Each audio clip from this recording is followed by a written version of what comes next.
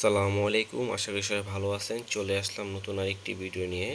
তো আজকের পর্বে দেখাবো বাচ্চাগুলো যে আমি অ্যাড দিছিলাম সেল পোস্ট। তো আজকে এখানে 14 পিস বাচ্চা একজনের কাছে সেল করা হইতেছে। তো এখন আমি এগুলো ডেলিভারি করতে যাব। তো এগুলা ডেলিভারি করব জিঞ্জিরা ফেরিঘাট।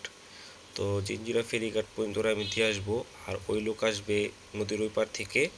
তো উনি অর্ধেক পথ আসবে, আমি অর্ধেক পথ যাব, তার জন্য এগুলা আমার দোকানে আইনা রাখছি। তো এখন আমি দোকানে এগুলো আইনা দেখতেছি মেল এবং ফিমেল মানে ঠিক আছে কিনা। তো এখানে ফিমেলটা একটুখানি বেশি আছে আর মেলটা একটু কম আছে। আর একটু কম বেশি হইতে পারে যেহেতু বাচ্চা। আর এখানে যে ভাই নিবে সেই ভাই নিয়া হয়তো বিক্রি করবে। তো সে বলছে ভাই আমি এভারেজে সব নিব, তার জন্য একটু দামটা অন্যরকমভাবে করা হয়েছে। তো এখানে দুইটি বক্সে 14 পিস একসাথে করলাম। তো এখানে বক্সগুলো একটু বড় বড়, হয়তো ভিডিওতে দেখা যেতেছে একটু সাইজ হয়তো একটু ছোট ছোট।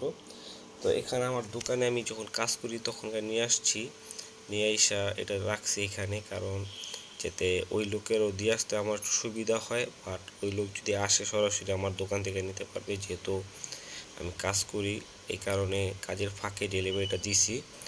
তো এটা আজকে এখন ডেলিভারি করব জিঞ্জিরা ফেরিঘাট পর্যন্তই। তো এই হ্যামস্টারের বেবিগুলো খুবই সুস্থ সবল আছে।